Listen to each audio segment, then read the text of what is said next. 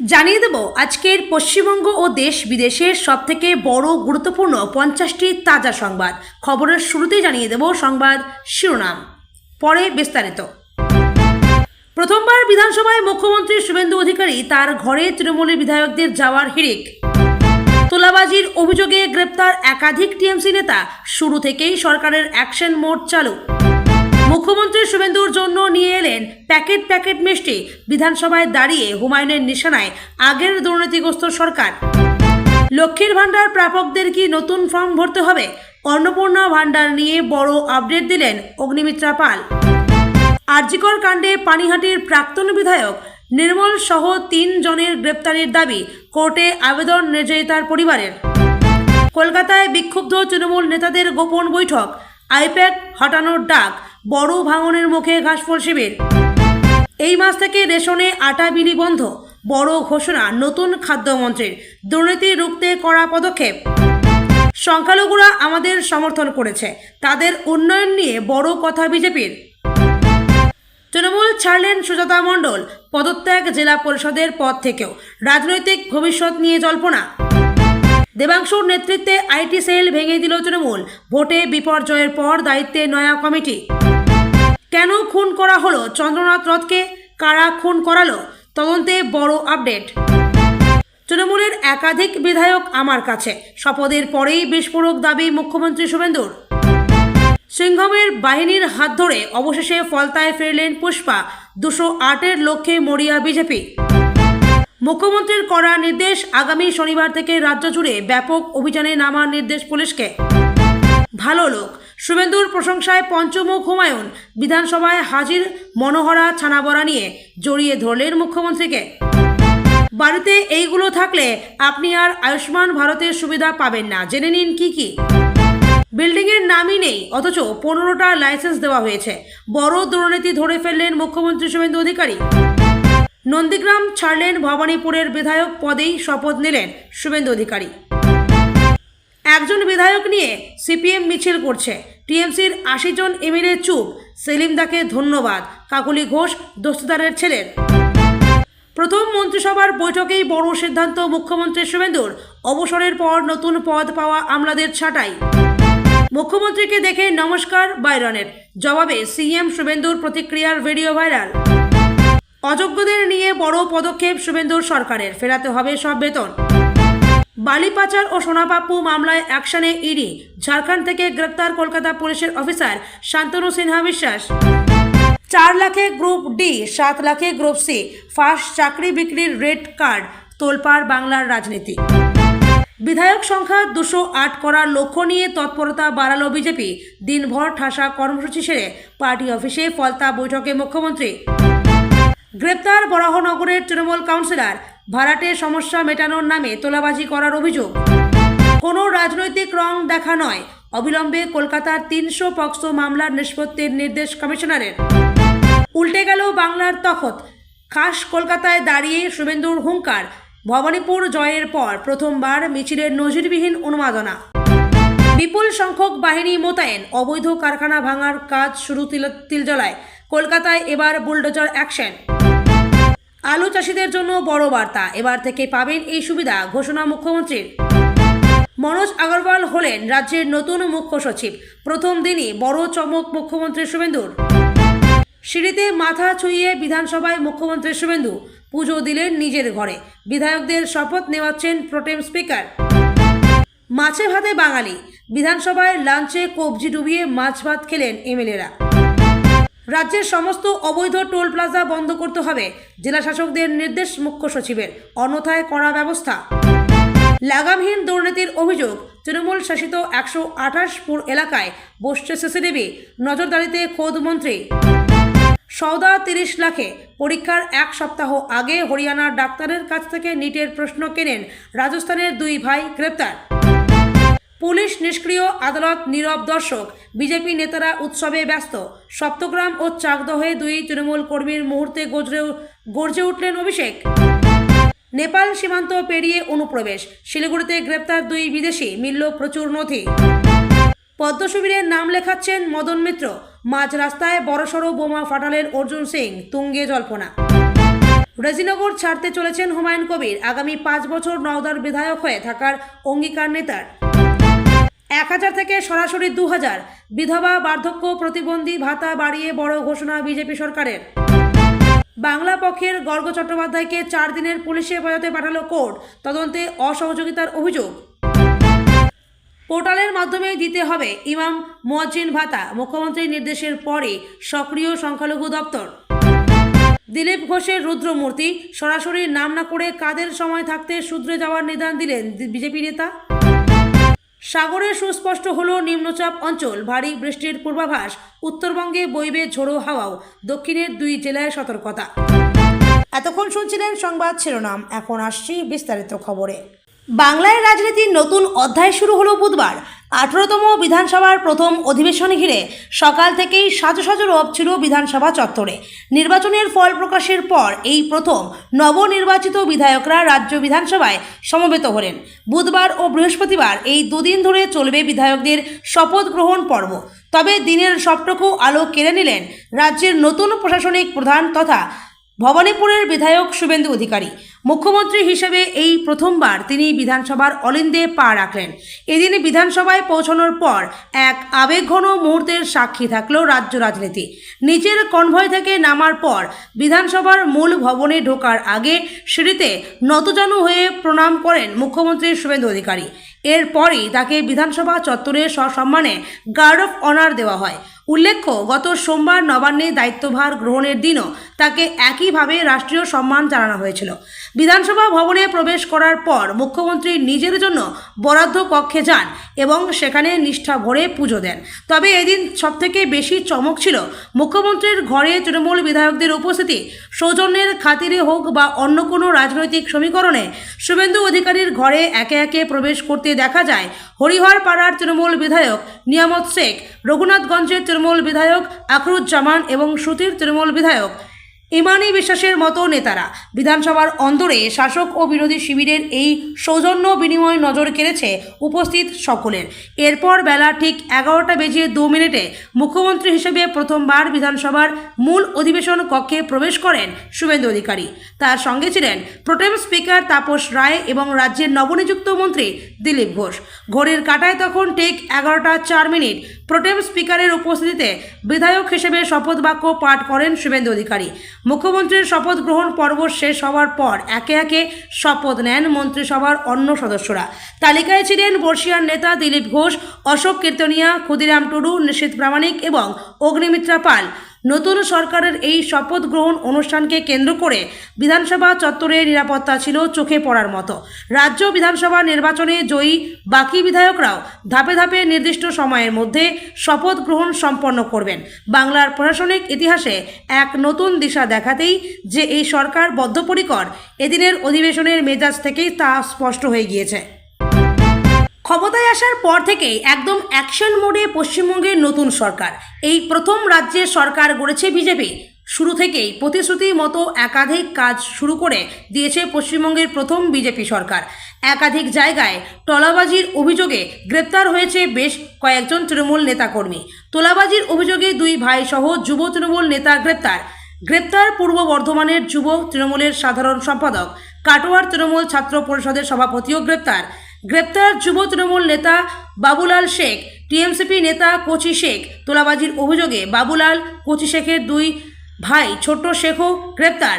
জুলুমবাজি, জোর করে জমি দখল, হুমকি সহ একাধিক অভিযোগে যুব তৃণমূল নেতা, টিএমসিপি নেতা সহ 3 ভাই গ্রেপ্তার।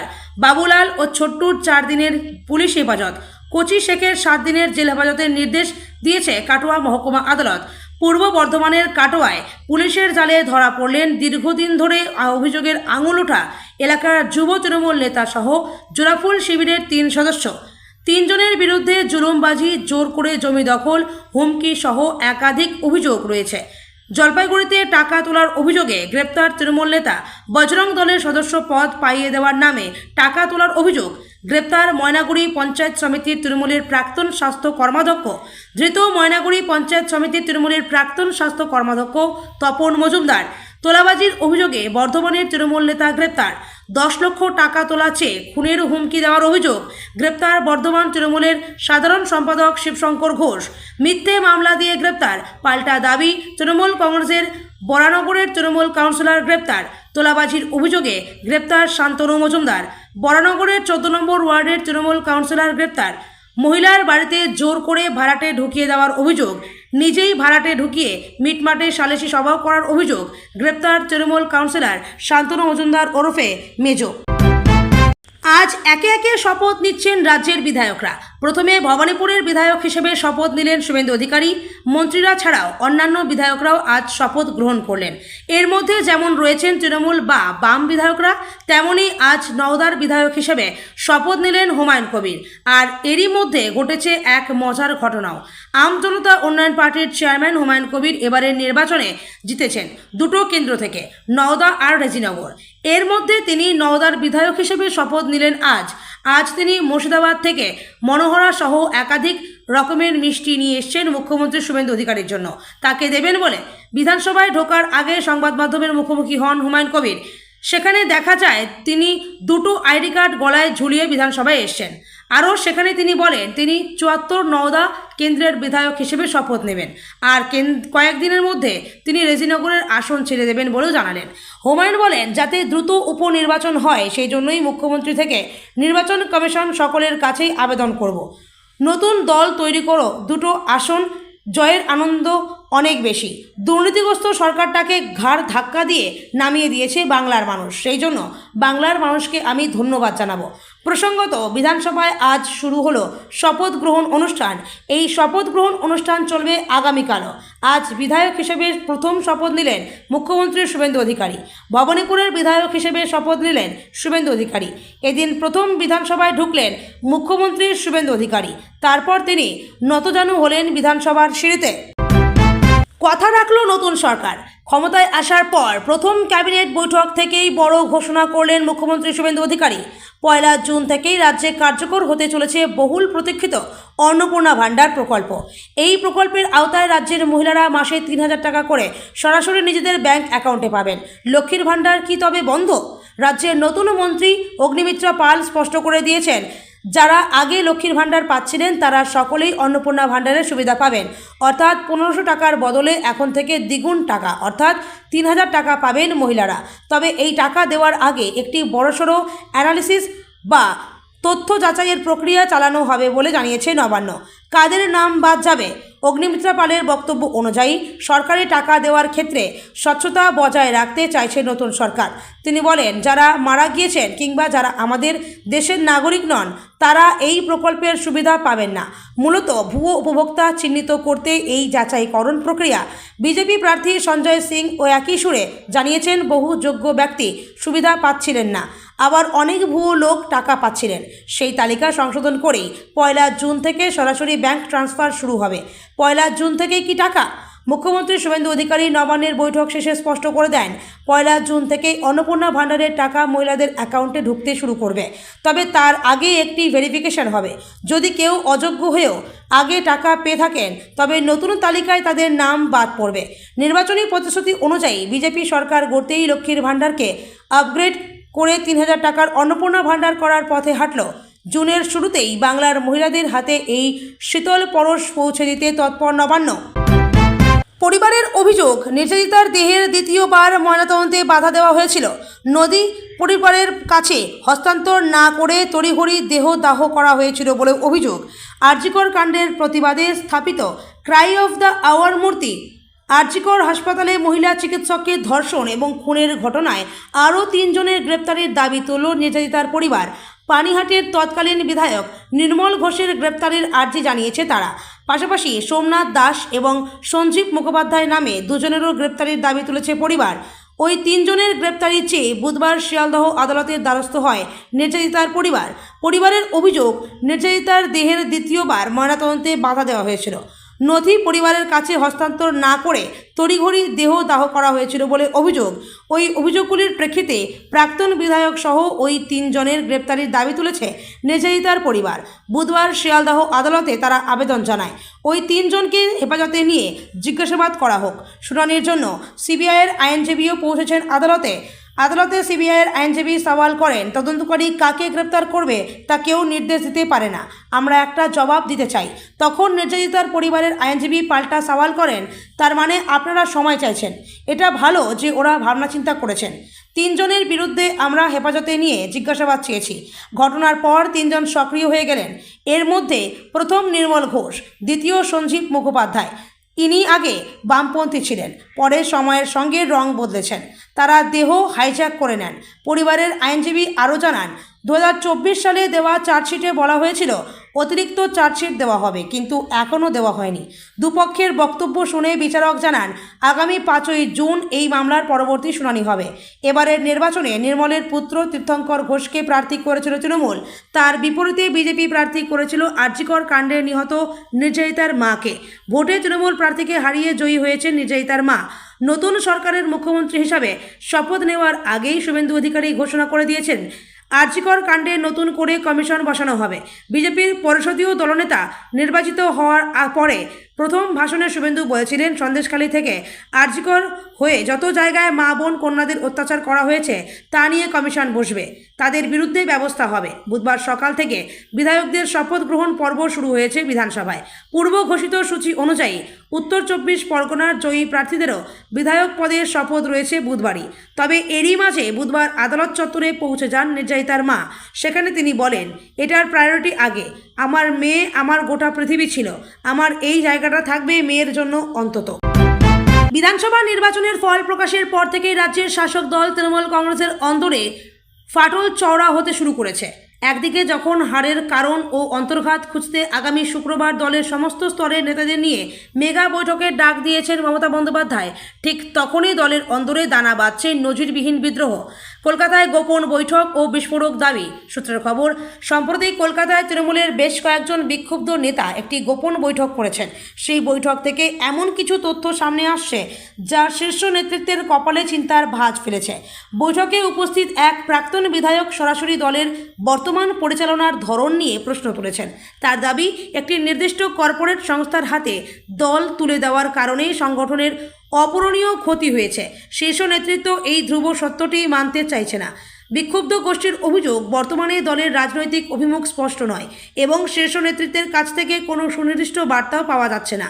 এই পরিস্থিতিতে তারা সিদ্ধান্ত নিয়েছেন যে এবার থেকে নিজের এলাকার সমীকরণ বুঝে তারা নিজস্ব পদক্ষেপ নেবেন, অর্থাৎ দলীয় নির্দেশনার বাইরে গিয়েও কাজ করার হুঁশিয়ারি দিয়ে রেখেছেন তারা। ব্রাত্য বিধায়কদের ক্ষোভ ও মহাবৈঠক। আগামী শুক্রবার জেলা নেতাদের নিয়ে মমতা বন্দ্যোপাধ্যায় যে পর্যালোচনা বৈঠকের ডাক দিয়েছেন তা ঘিরেই ক্ষোভের আগুনে ঘি পড়েছে। জানা গিয়েছে, এই অত্যন্ত গুরুত্বপূর্ণ বৈঠকে দলের বেশ কয়েকজন বর্তমান বিধায়ককে আমন্ত্রণ জানানো হয়নি। কেন তাদের ব্রাত্য রাখা হলো তা নিয়ে দলের অন্দরে চরম ধোঁয়াশা এবং অসন্তোষ তৈরি হয়েছে। এমনকি তৃণমূলের প্রথম সারির এক দাপুটে বিধায়ক সশরীরে বৈঠকে না থাকলেও বিক্ষুব্ধ এই গোষ্ঠীর প্রতি তার পূর্ণ সমর্থন রয়েছে বলে বার্তা দিয়েছেন। মমতার পাল্টা কৌশল ও চক্রান্তের অভিযোগ। দলীয় সূত্রের খবর, শুক্রবারের বৈঠকের মূল লক্ষ্যই হলো হারের চুলচেরা বিশ্লেষণ করা এবং অন্তর্ঘাতকারীদের চিহ্নিত করা।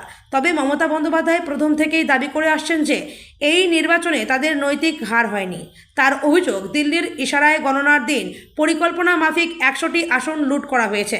তৃণমূল নেত্রীর দাবি, শুরুতে বিজেপির শক্তিশালী এলাকাগুলির ভোট গণনা করে দলীয় কর্মীদের মনোবল ভেঙে দেওয়ার চেষ্টা করা হয়েছে।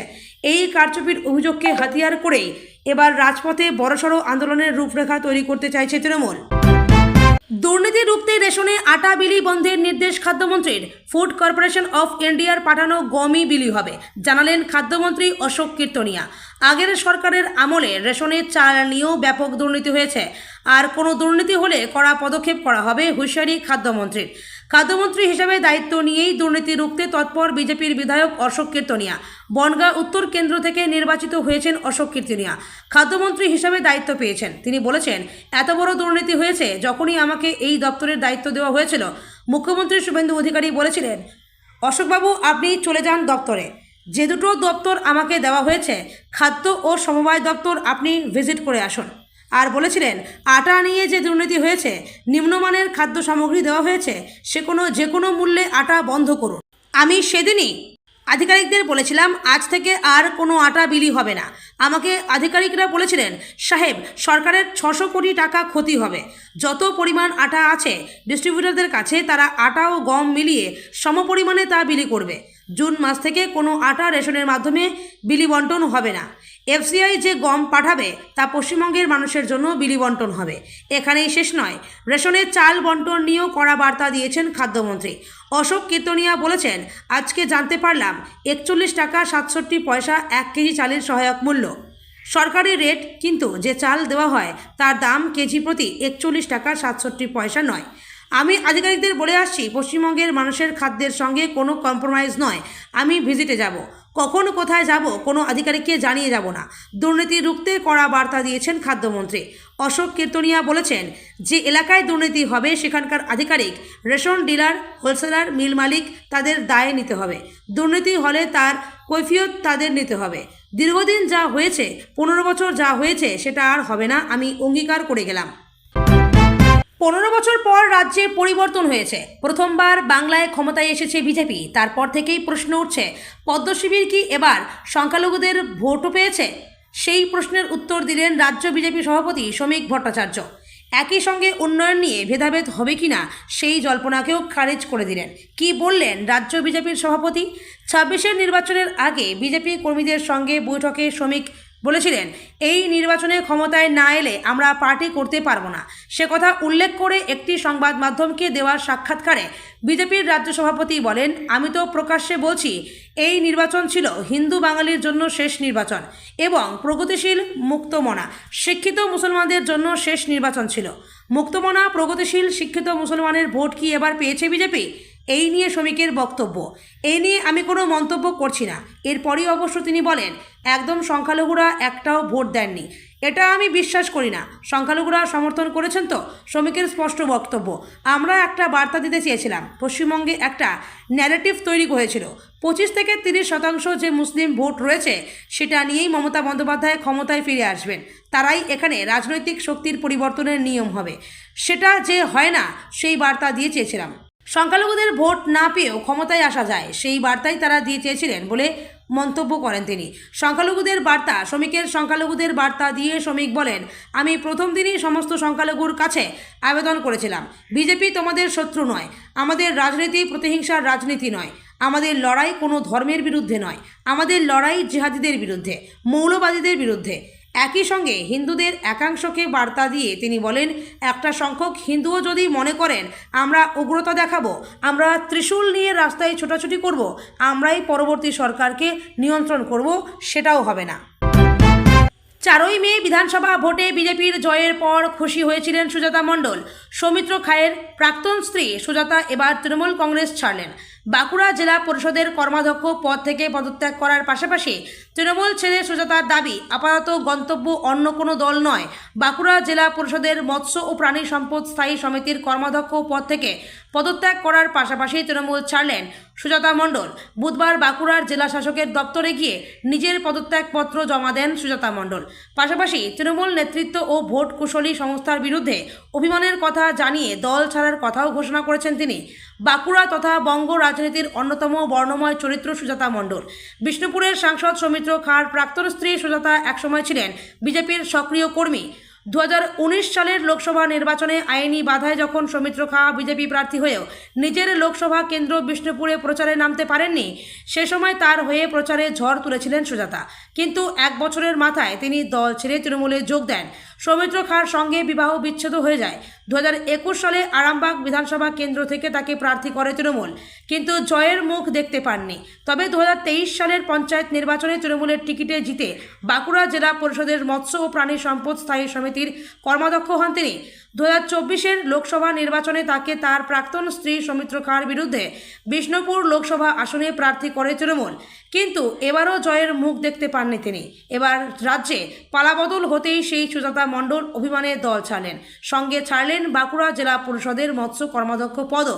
দল ছাড়লেও আপাতত বিজেপিতে যাওয়ার তেমন ইঙ্গিত দেননি সুজাতা। নির্বাচনের হারের পর প্রথম পদক্ষেপ তৃণমূলের। দেবাংশু ভট্টাচার্যের নেতৃত্বে দলের আইটি সেলের কমিটি ভেঙে দিল তৃণমূলের শীর্ষ নেতৃত্ব। তৈরি করে দেওয়া হলো কোর কমিটি। আইটি সেলের কমিটির বদলে গঠন করা হলো 6 জনের কোর কমিটি। এসআইআর এর নির্বাচন কমিশনের কারচুপি, গণনার দিনের কারচুপি, এই সব অভিযোগকে সামনে রেখে আইটি সেলের সদস্যদের জোর কদমে প্রচারে নামার নির্দেশ দিলেন তৃণমূলের শীর্ষ নেতৃত্ব। প্রসঙ্গত, সোশ্যাল মিডিয়ার দলের সদস্যদের অনেকেই তাদের যে দায়িত্ব দেওয়া হয়েছিল তা সঠিকভাবে পালন করছেন না বলে অভিযোগ উঠেছে দলের অন্দরে। এছাড়া দেখতে পাওয়া গিয়েছে সেলের যারা সদস্য রয়েছেন তারা নির্বাচনের ফল প্রকাশের পর প্রত্যেকে একাধিক জায়গাতে দল বিরোধী কথা বলতে শুরু করেছেন। আইটি সেলের সদস্যদের এই ধরনের আচরণে কার্যত রাশ টানতে চাইছে তৃণমূল নেতৃত্ব, এমনটাই দলীয় সূত্রে খবর। দলীয় নেতৃত্বের মতে এই ধরনের আচরণ চলতে থাকলে তাদের নিয়ে দলের সাংগঠনিক কাজ চালানো যাবে না। তাই তৃণমূল নেতৃত্বের তরফে বার্তা, দল যারা ডেডিকেটেড, দলের প্রতি অনুগত, সেই সমস্ত কর্মীদের নিয়েই কাজ করতে চায়। তাই কমিটিকে ভেঙে দিয়ে একটি কোর কমিটি গঠন করে দিয়েছে। এদিন কালীঘাটে নিজের বাড়িতেই বিভিন্ন যারা সদস্যরা রয়েছেন তাদের নিয়ে বৈঠক করেন মমতা বন্দ্যোপাধ্যায়, অভিষেক বন্দ্যোপাধ্যায়। সেখানেই এই গুরুত্বপূর্ণ সিদ্ধান্ত গৃহীত হয়েছে।